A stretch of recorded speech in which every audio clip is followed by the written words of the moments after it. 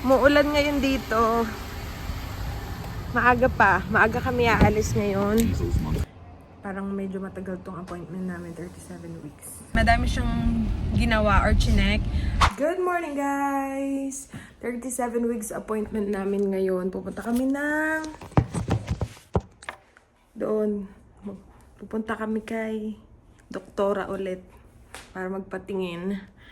So, siya na yung nag-schedule sa akin. Hindi ko alam, baka next week meron na naman ako appointment kasi nga malapit na ang aking due date.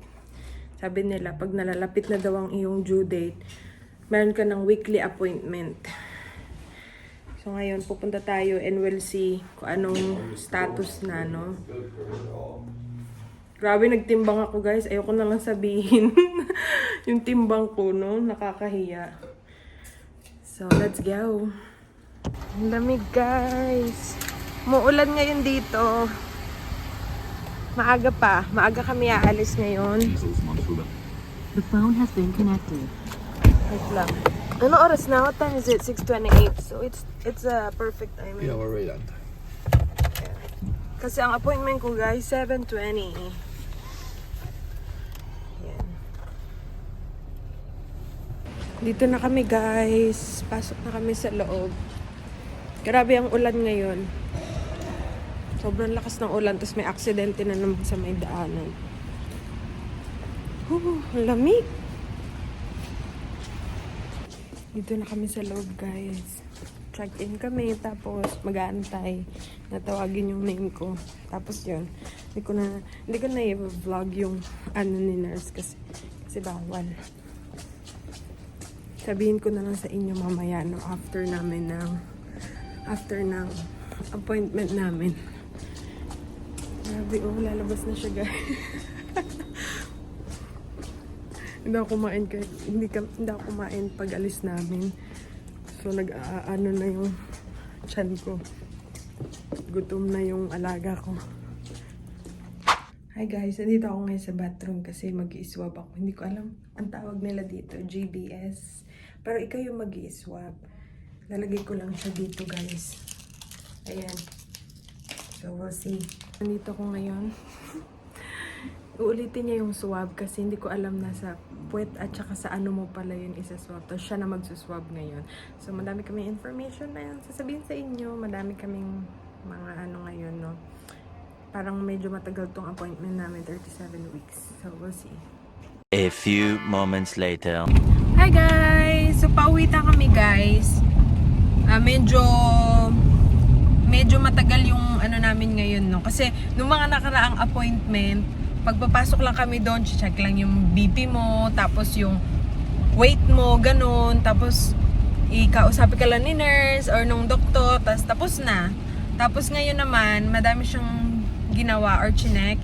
And then, nag-chinek niya yung parang nag-swab siya, ini-swab niya. Kasi, di ba, ako nag-swab, binigyan niya ako ng swab.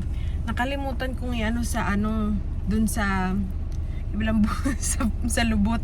Kailangan pala meron din doon. So sabi niya, gusto mo ako na lang magawa. Tapos siya na yung nag-swab. Tapos meron siyang student pa doon na. May student siya doon na lalaki. yung talaga ako. Doctor. Yeah, but they're doctor, but you know, They're in residency. yeah. Oh, he's a doctor? Yeah. He's Yeah. from Singapore too. He's a resident. Mhm. Oh, I see. So, sabi ko, hala, baka makita niya. I told Travis, hala, he's gonna see my ano. But, you know, it's normal for them. Sabi pa nga nung nurse, kasi naiya ako, kasi di ba nga, makikita There's a nila, lot Tapos sabi niya, kung hindi ka man nagahit, walang problema yan, wag kang kabahan. Even if you don't shave, she said, it's normal for us. Sabi pa nga nila, minsan nga, nire-recommend nila na don't shave all of it because, you know, the bacteria, infection or what, yun yung inaano nila. Pero sabi niya, wag ka mahiya kung di ka man na gano'n, ganyan, yan. Sabi niya, ang dami na namin nakitang ganyan, di ba? Tapos, ang ginawa niya lang pala sa akin is in-swab, ganun, para sa mga iba na gusto malaman and para sa iba na magkakaroon din sila ng ganitong appointment para aware kayo kung anong yung swab na GBS swab, ganun. Dun siya sa ano mo, sa front and then the back ng ano. Hindi siya masakit. Alam mo, kung naranasan nyo na magpa-pap smear, parang ganun lang din siya. Kasi, siya yung nag-swab, kasi 'di ba inulit nga, kasi nga, iniswab ko saglit doon sa ano lang. So, yun, siya yung naggawa. Pero hindi siya super sakit kasi hindi ko alam. May iba kasi daw na masakit, ganun. Depende siguro sa naggagawa. Pero yung siya, hindi siya so iba yung midwife na minute namin ngayon, sabi niya, so the entire appointment pala daw hanggang 3rd trimester ko yung the same person. Sabi niya, you got lucky because it's the same person. Tapos nagulat kami, ba't iba na? Tapos yun, iba-iba pala talaga dapat. Iba-iba, depende siguro sa availability nila or what, ganun. Tapos tinignan niya yung nag-ultrasound din kami. Nag-ultrasound kami, tinignan niya si baby kung head down pa din daw si baby, and yung fluid ko daw looks good daw, ganun, maganda daw yung fluid ko, ganyan. Tapos yung heartbeat chinek niya din. So ayun yung mga importanteng chinek niya. Kaya lang kami nag-ultrasound kasi gusto niya i-check kung head down si baby, kasi hindi sila nag-ultrasound talaga unless there's a problem, ganun. Pero kaya lang daw siya nag-ultrasound kasi gusto niya makita kung naka-position pa din si baby. Kasi 'di ba nga pag lumalaki sila, mahirap nang i-rotate or whatever, ganun. Tapos yun, yung mga concern ko din kanina, sinabi ko sa kanya, like yung mga discharge, ganun, normal naman daw. Tapos yung pamamanhid ng kanang kamay ko, sabi niya, it's normal, sabi niya. Tapos ano lang daw, wag lang daw ako matulog kasi daw minsan naiipit yung tapos may sinabi siya, it's because of our fluid in our body, kaya daw ganun, nagkakaroon tayo ng numbness sa daliri natin, ganun.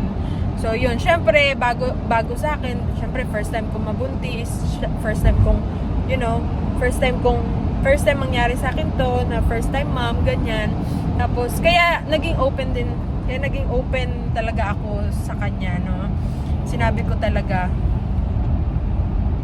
traffic. Sabi ko talaga sa kanya kung ano yung mga nararamdaman ko para aware din siya, ganyan.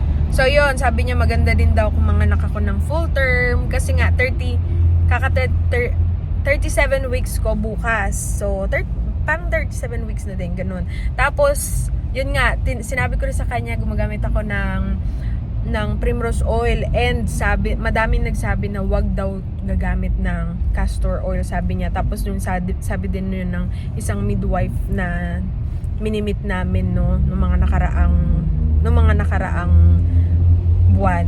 Yun, sabi niya, wag kang gumamit ng castor oil kasi hindi yun safe and hindi daw magugustuhan ni baby, ganun.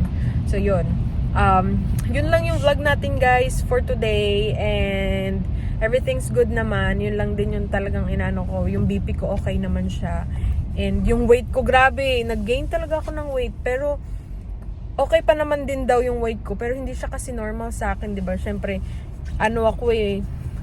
nag-start ako ng siguro ang weight ko noon is 121 nung hindi pa ako buntis. Tapos ngayon may mga beshi, grabe na yung weight ko.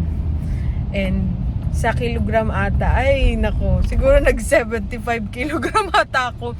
So dati 51 kilogram ako. Grabe yung tinaas ng weight ko, grabe ang timbang ko ngayon. Pero sabi naman niya, you look good naman kasi nga syempre 9 months na ako. So it's normal naman daw as long as yung weight ko is proportion pa din and normal pa din. Tapos yung fundal height ng ng chan ko, okay naman daw. So perfect size naman daw sa weeks ko kung nasa anak ko ngayon, third trimester. We're gonna be late.